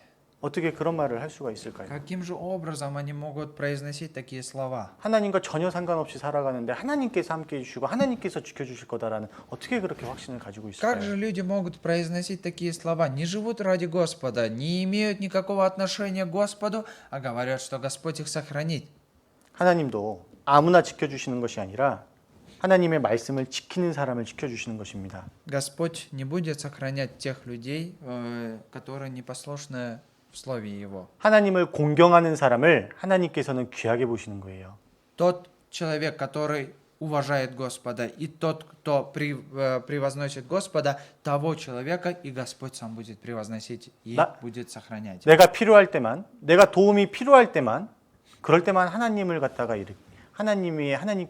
하나님을 붙잡고 들어오면 안 되죠. Конечно же, нельзя так поступать, когда мне надо. Когда мне трудно, только прихожу к Господу, цепляюсь за Него, когда только при трудностях. 삶 가운데서 하나님을 정말로 공경해야죠. Вы должны быть преданы Господу в своей жизни. 주님을 위해서 살아가는 삶이 되어야죠. Ваша жизнь должна быть преданной Господу, должна быть усердной для Господа. 그리고 그 말씀을 지켜 행하고 그 말씀을 정말 귀하게 여겨야죠. Вы же должны в действительности ценить это Слово, вы должны дорожить этим Словом Божьим. 그런 사람을 하나님께서 정말로 존귀하게 여기시고 함께 해주시고 지켜주시지 않으시겠어요? Разве такого человека Господь не будет ли пребывать с ним вместе рядом? Не будет ли его сохранять во всех путях его? 근데 사울은 겸손해서 실패를 하니까 순종에서도 실패를 한 겁니다. Но из-за того, что Саул не смог послушаться в ожидании гордости, и он не смог послушаться и не мог послушаться перед Господом. 그리고 사울은 시간 관리에서도 실패를 할 수밖에 없었습니다. Также неудача во времени у Саула была. 왕이 된 후에 성경을 봤다라는 구절이 한 구절도 없어요. Нету ни одного местописания в том, что Саул после того, как он стал царем, изучал бы Слово Божие. 대부분 전쟁하는 데 시간을 보냈습니다. Все свое время он тратил на войны. 그리고 말씀을 묵상하고 연구하는 데가 아니라 신하들을 모아가지고 다윗을 어떻게 하면 죽일까라는 것을 깊이 연구를 И 했죠. все свое свободное время, которое у него появлялось, он собирался и строил козни. Как же убить Давида? 자, 에베소서 5장 16절 보겠습니다. Откроем к Ефесянам 5 главу. Откроем Ефесянам 5 глава, 16 стих. 같이 읽겠습니다. Вместе прочитаем. «Дорожа временем, потому что дни лукавы». 세월을 아끼라고 했습니다. Здесь сказано «дорожи временем». 참, 이 말씀이 지금 우리 때에 더 마음에 와닿는 것 같아요. Ныне это слово, нынешнее слово приходит нам в осознание в эти времена. 때가 악하니까는 세월을 아껴라. Почему? Потому что время, оно быстро летит, нужно экономить ее, дорожить ею. 악으로 이 세상이 가득 찼을 때 예수님께서 재림을 하시는 것이 분명히 맞잖아요. И действительно, это истина то, что факт в том, что если этот мир переполнится грехом, то и Господь придет. 지금은 정말 이 때가 얼마나 악한 때입니까? Насколько же этот мир сейчас переполнен этого греха? 정말 세월을 아껴야 돼요. В действительности вы должны дорожить этим временем. 세월을 아끼라는 말에는 기회를 살아라는 말이 포함되어 있습니다. И фраза «дорожить временем» включает в себя фразу «получить возможность», «сохранить возможность». 세월을 아끼라는 말은 기회를 구원하라, 시간을 구원하라라는 말이에요. Экономия времени означает экономия возможностей. 쓸데없이 시간을 버리지 말라라는 것입니다. Нельзя жить впустую, нельзя жить и тратить это время впустую. 인생은 단 한 번밖에 없습니다. Нету кроме этой жизни другой у вас жизни. 우리가 하나님 앞에 이제 서게 됐을 때 구원받기 전의 시간은 다 없어지겠죠. Когда мы предстанем перед Господом, вся наша возможность совершить все дела в этом мире, она исчезнет, не будет ее. 하지만 구원받은 후의 시간은 주님 앞에 그대로 남게 되는 거예요. Потому что жизнь спасения, жизнь веры после спасения в этом мире, после того, как вы предстанете перед Господом, ее невозможно будет изменить. 이 시간을 어떻게 보내시겠습니까? Каким образом вы будете проводить это время тогда? 이 시간을 어떻게 보내야 될까요? Каким образом должны тогда проводить эти времена? 우리는 낭비하는 시간이 너무나도 많습니다. У нас много времени, которое мы проводим впустую, не в пользу. 신앙생활을 잘하려면 시간을 구원을 해야 돼요. А для того, чтобы наша жизнь, вера была праведной и правильной, мы должны хорошо в пользу проводить любое время дарованное. 잠을 많이 자는 사람은 잠을 좀 줄여야 되고 Тот человек, который любит спать, немножко уже должен пробуждаться и раньше вставать. 평소에 텔레비 보는 시간을 반만 줄여도 1시간은 구원이 될 거예요. Тот человек, который любит все время сидеть перед экраном телевизоров, если уделит еще больше времени в пользу, то это будет правильно. 스마트폰을 보고 게임을 하는 시간을 반만 줄여도 많은 시간이 구원이 될 겁니다. Если даже то время, которое люди проводят в смартфоне своем, в игре, если даже половину этого времени уделить, большое количество времени соберется. 쓸데없이 아무렇게나 보내는 시간도 줄여보면은요, 일주일 가운데 많은 시간이 구원이 될 거예요. Если вы за всю неделю свою прожиточную неделю соберете все времена, которые вы проводите впустую, если соберете все эти времена, они будут настолько большими. 그리고 그 시간들을 먼저 어떻게 보낼 것인지를 계획을 세워보세요. И также задумайтесь, каким образом вы должны будете проводить те или иные времена, которые вы проводите в обыденное время впустую. 하나님께 기도하는 시간, 성경을 보는 시간, Уделяйте время для молитвы, для изучения Слова Божьего. 그리고 한 달이라는 시간이 있으면 И если у вас есть месяц свободного 우리가 времени, 반드시 함께 해야 되는 주일 말씀과 수요 말씀 시간은 같이 함께 해야죠. а что же нам нужно тогда делать? Мы должны вместе пребывать в Слове Божьем, в воскресной проповеди. В среду в проповедях должны тоже уделять времени для этого. 그 구역 모임은 언제 있고, Домашняя ячейка когда будет? 어떠한 봉사가 있고, Какие же служения есть в церкви? 누구를 만나서 어떻게 전도를 해야 С 될지, кем же встретиться? С кому же благовествовать?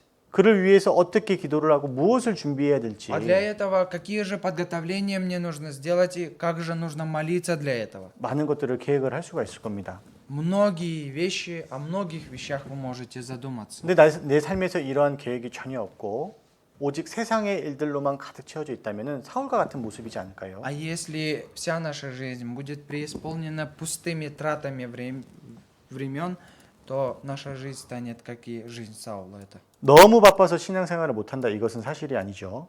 И неправда то, что вы очень заняты, поэтому не можете жить жизнью веры. 다윗은 왕이 되고 난 후에 얼마나 바쁘겠습니까? Давид после того, как стал царем, насколько же он был занят.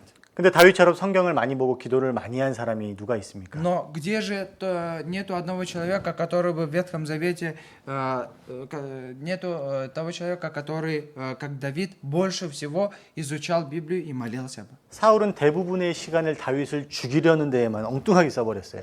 Саул проводил все свое время и истратил все свое время впустую, чтобы догнать и каким-то образом убить Давида. 마찬가지로 우리도 너무 많은 시간을 쓸데없이 보내는 경우가 많이 있습니다. Но есть моменты, когда и мы в нашей жизни проводим все наши времена впустую.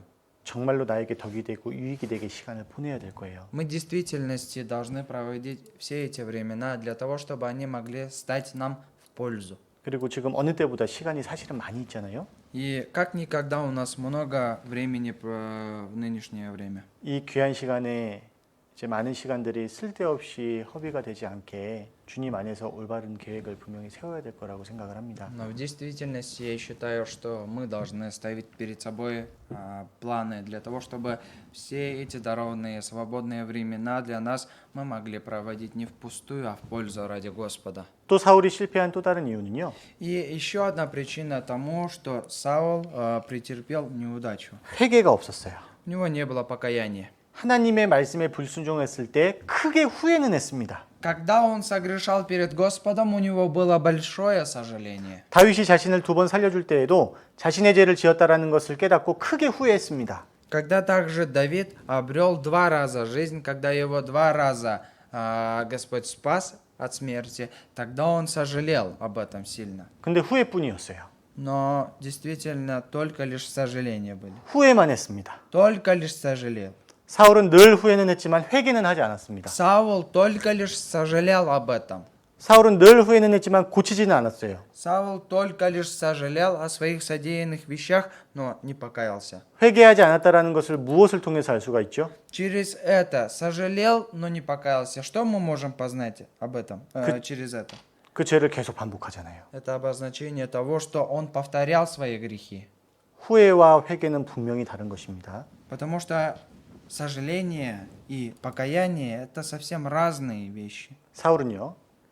다윗을 잡으러 갔다가 후회는 했지만 또 잡으러 갔어요. Саул пошел поймать Давида, у него не получилось, пожалел об этом, но снова пошел обратно. 회개가 없었기 때문에 그 죄를 계속해서 반복해서 짓는 거예요. Почему он так поступал? Потому что у него не было раскаяния, поэтому и он повторял все эти свои грехи. 하지만 다윗은 Но Давид, 간음죄를 지은 후에 철저하게 회개한 후에 다시는 그런 죄를 짓지 않은 것입니다. но после того, как Давид покаялся после прелюбодеяния, совершенное им, он больше никогда не возвращался к этому греху. 사울은 회개에서 실패를 했어요. Саул претерпел неудачу в покаянии перед Господом. 우리도 그러잖아요.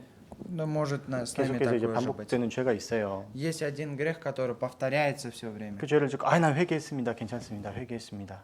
Вот я повторяю этот грех, все, я покаялся, все, я покаялся. 정말 하나님 앞에 그 죄를 회개했다면 다시는 그 죄를 반복해서는 안 되는 거예요. Если человек в действительности покаялся перед Господом, тогда он не будет обратно исполнять этот грех. 근데 회개했다라고 하고 반복하고 회개했다라고 또 하고 회개했다라고 또 하고 그건 뭘까요? А если человек покаялся, совершает обратно грех, покаялся, обратно совершил этот грех, покаялся и обратно совершил, что это обозначает? в 그건 конце 죄 짓고 концов? 후회하는 거지 하나님 앞에 정말로 철저하게 돌이키고 회개하는 것이 아니에요. Этот человек, да, согрешил, да, сожалеет, но он не покаялся. Он обратно совершает, обратно начинает этот грех. 사울은 회개에서 실패했습니다.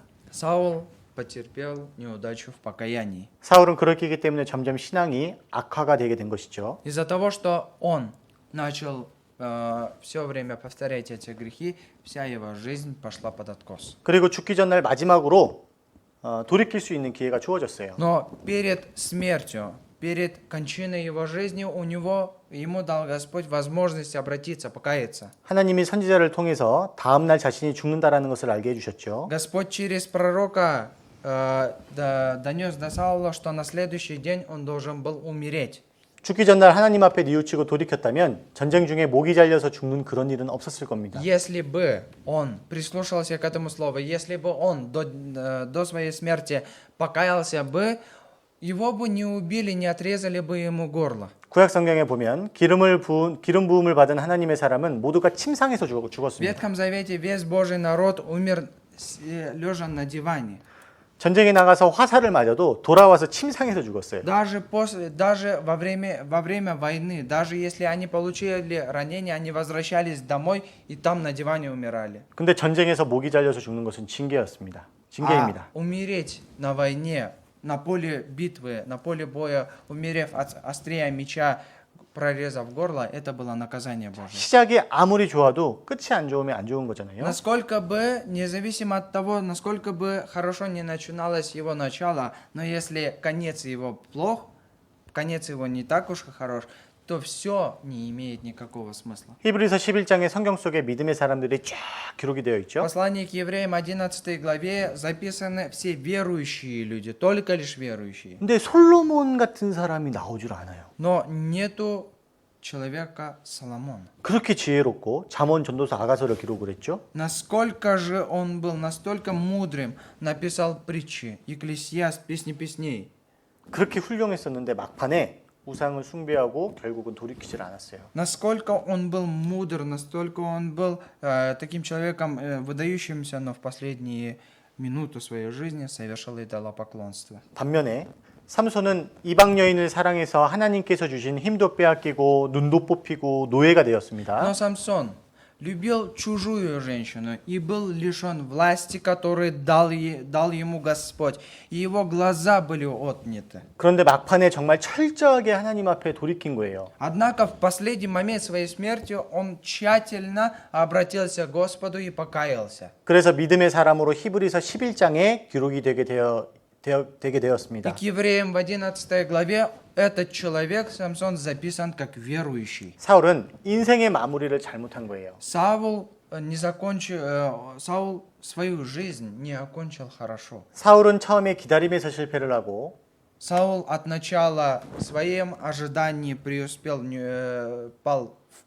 в неудачу. 그리고 겸손에서 실패하고 у него потерпел неудачу в смирении, 그리고 순종에서 실패하고 потерпел неудачу в послушании, 그리고 시간 관리에서도 실패하고 потерпел неудачу в управлении с временем, 그리고 회개에서도 실패하고 потерпел неудачу в покаянии, 그리고 인생의 마무리도 실패를 했어요. и в конце своей жизни во всей потерпел 그런데 неудачу. 이런 모든 실패의 바탕은 무엇일까요? Но в чем же самая главная причина всех неудач Саула? 말씀을 보지 않고 기도가 없었습니다. Не было у него молитвы, не было у него изучения Слова Божьего. 이러한 것을 기록한 이유는 우리도 그렇게 하지 말라라는 거예요. Для чего же эти все местописания пишутся? А для того, чтобы мы так не поступали. 말씀을 가까이 하지 않고 기도가 없으면 사울과 같이 될 수밖에 없습니다. Если не будет Слова Божьего, если не будет молитвы, вы можете стать как Саул. 말씀을 읽고 또 기도하는 시간을 정말 소홀히 여겨서는 안 될 거예요. В действительности, время изучения Библии, время молитвы, вы не должны отходить от этого всего. 정말 하나님과 가까이 하는 시간들을 보내셨으면 И 좋겠어요. хотелось бы, чтобы в действительности все эти времена вы проводили близ Господу, для того, чтобы могли приблизиться к этому всему. 성경에 말씀과 기도로 거룩하여진다라고 했잖아요. В Библии сказано, что посредством изучения слова, молитвы, посредством размышления вы становитесь, вы освящаете себя. 하나님께서 쓰시는 사람은 능력이 있는 사람이 아니라 깨끗한 사람을 쓰시죠. Господь не использует тех людей, у которых есть много способностей. Господь использует чистого человека, чистый сосуд. 근데 어떻게 사람이 깨끗해질 수가 있을까요? Каким образом человек может стать чистым? 말씀과 기도로 거룩하여지는 것이다. Слово и молитва очищают человека. 그래서 주님께서 분명히 조만간 다시 기회를 주실 거예요. Обязательно Господь заново даст нам возможность. 우리가 정말 하나님 앞에 귀하게 마지막으로 쓰임을 받아야 되잖아요. В конце мы же должны получить благодать от Господа. 그러기 위해서 우리가 반드시 또 준비된 모습이어야 되는데 하나님 앞에서 우리가 해야 될 것은 정말 말씀을 가까이 하고 기도 가운데 하나님과 가까이 해야 되는 거예요. В действительности, в конце всего этого мы должны будем получить похвалу от Господа. А для того, чтобы обрести благоволение перед очами Господа, нам нужно будет приблизиться к Слову Божьему, приблизиться к молитве. 우리가 신앙을 성공하기 위해서는 사울이 했던 거 반대로 하면 됩니다. А для того, чтобы наша жизнь веры стала правильной и праведной, нужно жить противоположной жизнью, которой жил Саул. 이 교훈을 거울 삼아서 우리가 주님 앞에서 또 어떻게 살아가야 되는지 깊이 또 생각해보고 또 묵상해보는 시간이 되셨으면 И 좋겠습니다. хотелось бы, чтобы нынешнее время мы могли использовать драгоценную для того, чтобы мы могли больше наставляться и как на зеркало, посмотрев на всю эту ситуацию с Саулом, могли получить для себя наставление большое. 기도하겠습니다. Помолимся вместе. 하나님 감사합니다. Господь Отец, мы 오늘 благодарим 또 Тебя. 사울의 실패를 통해서 또 저희들을 교훈하여 주심에 감사를 드립니다. И также благодарим Тебя за сегодняшнее слово. Через неудачу Саула Ты наставил нас. 이것을 거울 삼아서 저희들이 주님 앞에서 어떻게 또 행하고 살아가야 되는지 또 무엇을 조심해야 하고 무엇을 가까이 해야 되는지 또 깊이 생각하는 귀한 시간 될 수 있도록 인도해 주시기를 И, 부탁드립니다. Господь, помоги, чтобы мы, взирая на всю эту ситуацию, как на зеркало, Господь, могли смотреть для того, чтобы